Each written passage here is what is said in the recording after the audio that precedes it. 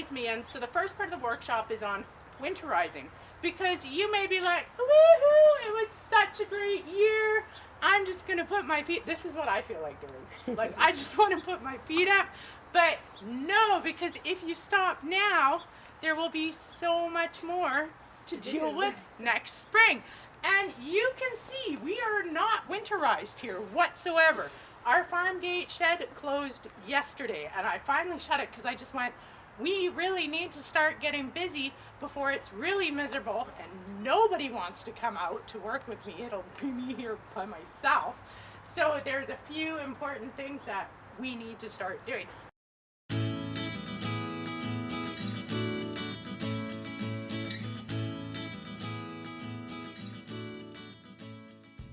Doing here in the next 2 weeks is the huge overhaul of our gardens.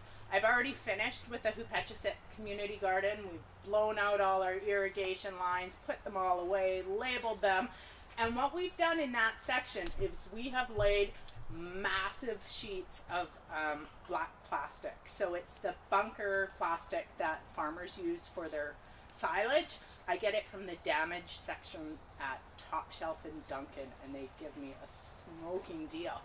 But why would you do, so there's a reason why I'm trying this with black plastic this year, is because that whole area in the wintertime is underwater. Like, it's sitting water for about 4 months, and that's where we grow in the summertime. So what I find ends up happening, or my assumption is this year, because in the spring we had more weeds than I have ever seen. So, but because this area in which we're growing is surrounded by these weeds that are, you know, thistles that are 5 feet tall, curly dock, when the water rises, all those seeds are floating on the surface, and they moved into this. I thought we'd done great prep last year and things were not badly cleaned up, but when that water receded, all those seeds just sank right to the top of our soil, and they just flourished. So I am trying this year with the black plastic in the hope that, yes, it is all going to be covered in water, and then when it recedes, those seed heads are all going to fall on top of my plastic, which we will carefully move back towards the weedy area of our field.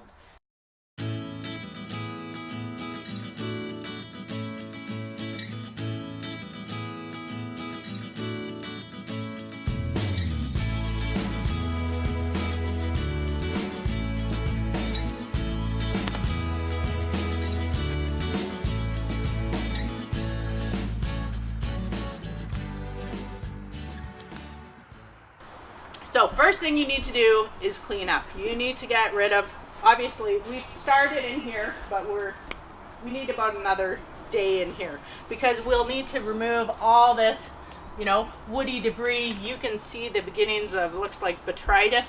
To me, it's a nice black mold. I don't want that sitting on my soil all winter long. So we try and completely remove all our weeds, all our old plant material, and all our debris. Now, anything that's not disease infected or riddled with bugs, we had a lot of aphids, we had a lot of issues with pests here this year, will end up in our compost pile. But those things that are diseased, I take my truck, we fill it up with stuff, and I take it to the regional district yard waste pile, where they use it as hog fuel over at the mill now. So it's being burnt. I'm not burning it, and you can't burn now within city limits anyways.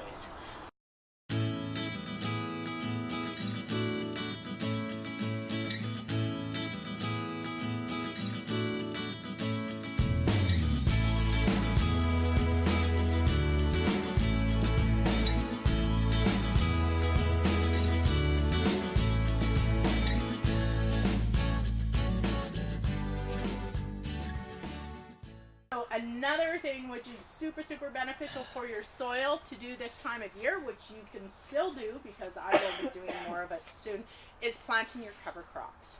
This is a great way to add green manure to your soil or like extra nitrogen next spring. So you plant it now, and then what happens is next spring, right after it flowers, you would be tilling it in and then letting it decompose. I usually wait about 3 weeks after I till it in before I plant anything into the ground. And I also typically cover it with black plastic just to help that decomposition happen a bit quicker.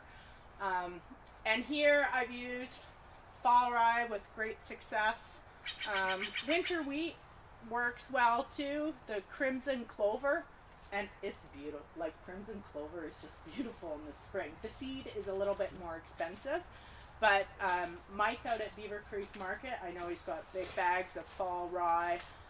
He will also bring things in. Otherwise, I go to Top Shelf in Duncan because they carry quite a bit and they have a wide selection.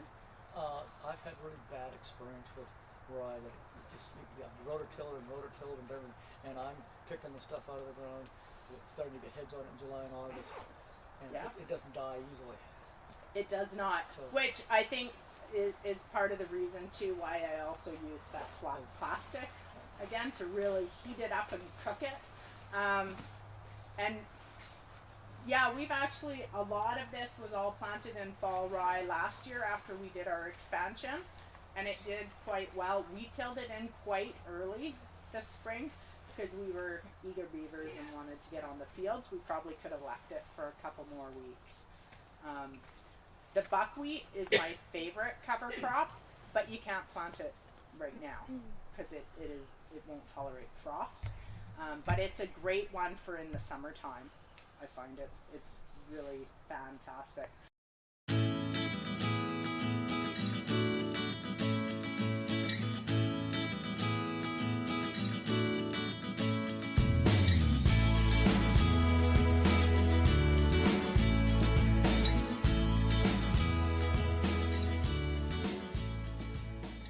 Is to look at protecting your soil. So we've got, you do your cleanup, you test your soil, you plant your cover crop if that's what you're doing. If you have a space large enough to accommodate that, it's also a great way to suppress your weeds.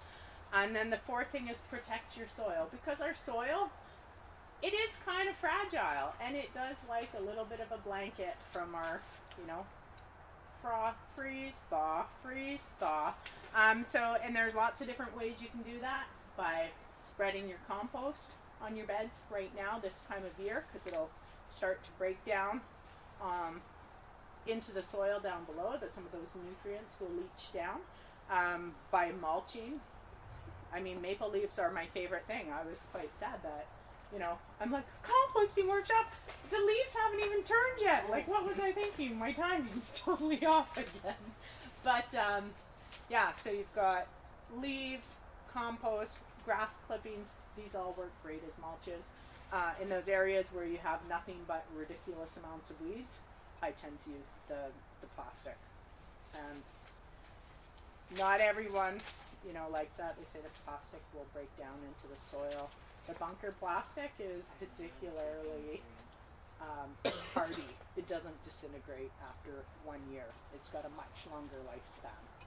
So I can ask, I've always, and I'm not telling you what I do because I think it's right, because you've given me a new idea.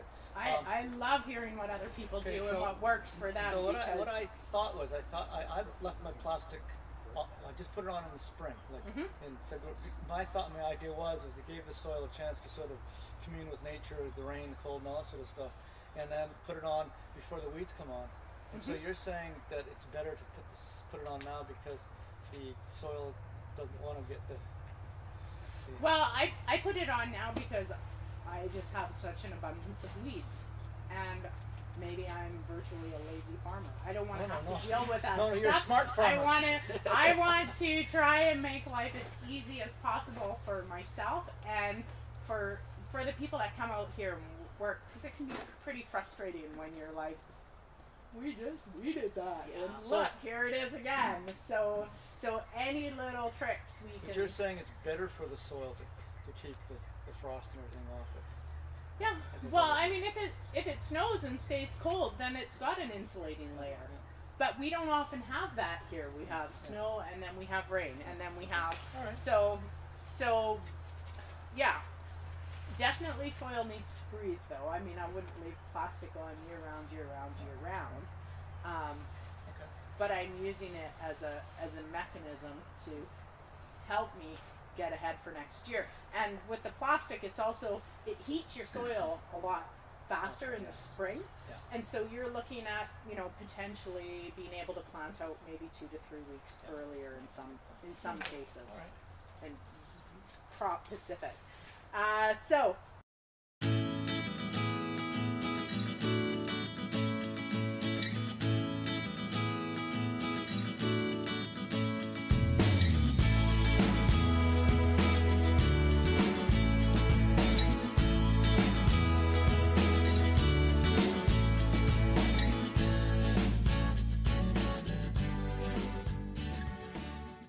collect and plant. This is a great thing to do in the winter because I have to write everything down because I forget. I have a brain like a sieve, like it gets on overload and lots dribbles out. So I write it down, I refer to my notes. I know what worked in this garden this year, what didn't. My pickling cucumbers, I had 2 rows this year. I will have 5 rows next year because I could not keep up with the demand for pickling cucumbers. Everybody wanted pickling cucumbers, and they're a pain. They're a pain to have to go and pick them every single day, but they did really well here. Our other field cucumbers, nobody seemed to want to buy them. So I was like, you know what? I don't need 3 rows of them, or I'd rather grow them in a greenhouse. And now I've got 2 greenhouses to play with, so I can do that again. So now's the time to think about what worked, what didn't. Oh, I had awful issues with my flea beetle. Okay, maybe I need to order some floating cover rows.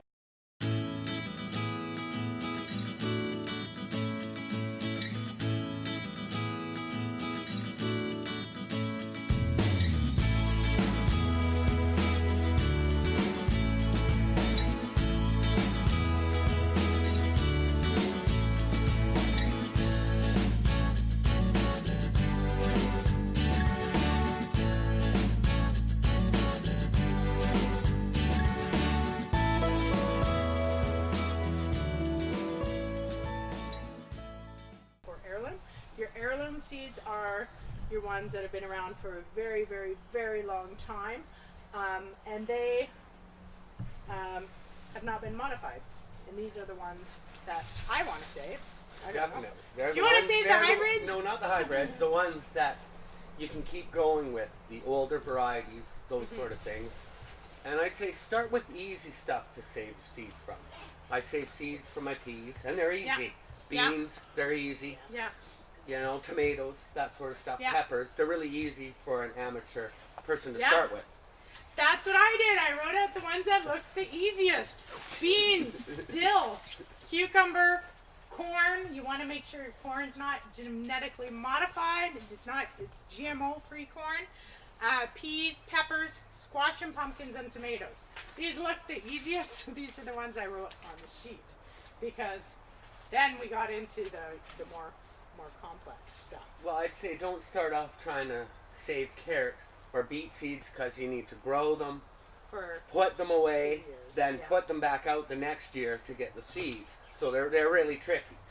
Yeah. You don't want to do those biennial flowering vegetables. On our farm, what we do is when we're going to select a great tomato that we're going to keep for seed, we'll tie a piece of red wool on the stem of it so we know that we're keeping that tomato for seed. We're not going to sell it or just eat it. Now that's a real easy way to do stuff where you can see it's marked and nobody picks it inadvertently. So do you just mark the tomato Just or are the you tomato. marking Not the whole plant? Just that one tomato from that okay. the best one from that plant. So and you're looking for like this was all tomatoes 2 weeks ago. So you would have picked the healthiest looking plant, most robust. Yeah. And then the nicest looking Tomato from that. Hot. Yeah. And then you can still check it by eating the other ones to make sure it's got the good. flavor you want. Yeah, and it depends how many seeds you need to keep. You rarely need to keep a whole bush of tomato seeds. You know, 2 tomatoes would give you enough seeds for you and your friends for a long time. A long time.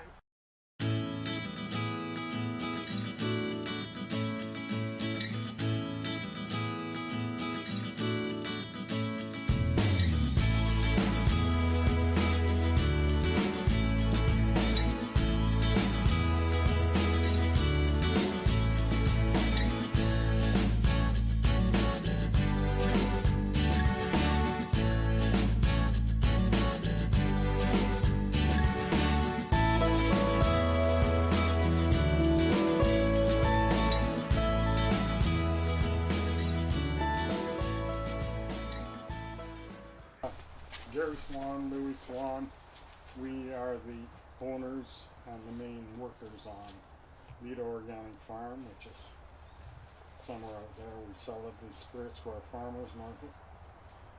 And we have made literally tons, maybe hundreds of Tons of compost. of compost. Not all in one year, but we definitely make 2 or 3 piles a year. yeah, and each one's about 10 tons. So we're anywhere from 10 to 40 tons of compost a year.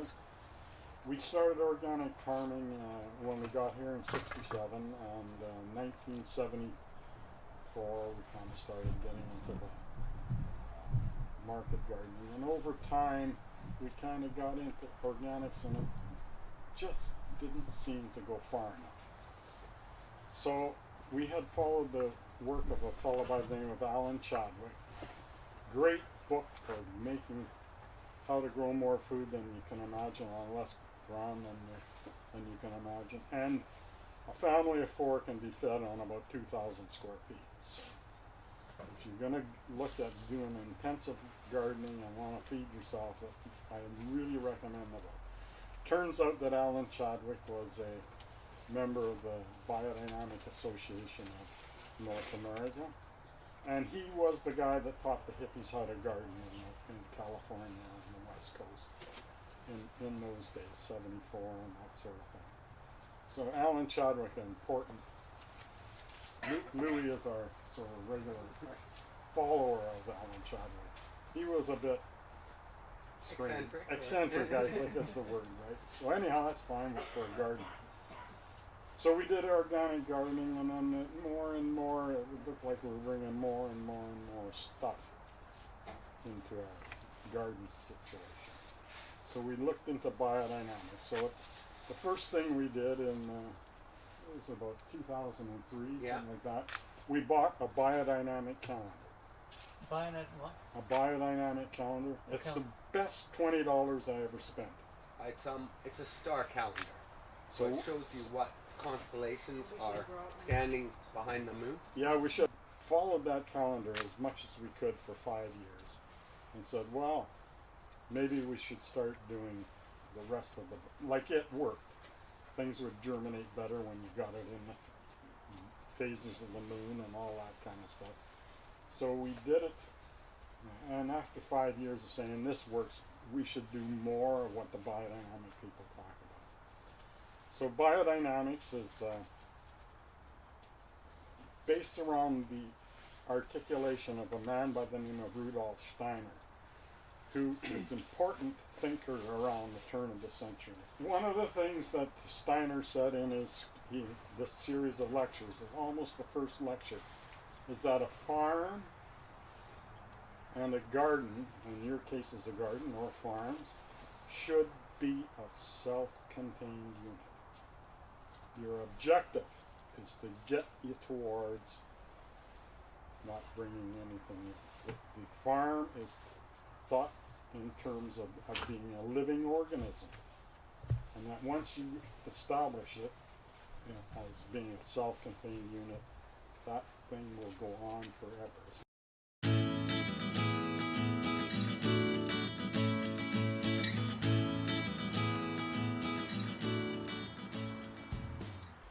So, what's the key to it? Let's turn it around. So this is the basis of a talk that we give every year around it. But if you look at it, we got a cycle going, and that's what happens in nature, right? Plants grow, grow and they die. So you've got life into death and the new life. Some might be life into death and the resurrection of the plant. You have that cycle. That is the cycle that's going on. We have a big forest, and you can see it operating in our forest, which we don't do much about except walk around in it, right? But it is also the cycle of the sun. Rises till the 21st, then descends till the 21st of December. Same cycle. The day, if you think of it, is the same cycle as a smaller version of the bigger cycle of the sun. Yeah. And I guess that follows compost is a similar cycle. And the same thing, just like bees, honeybees are very similar to compost. That they're out flying around all summer. Then they come in and just stay in their hive in the winter. But compost is the same thing. It grows out all around us, and then we bring it into the pile the winter. Then the next year it starts for our seedlings next year. Going again. So you're fitting into the natural cycles.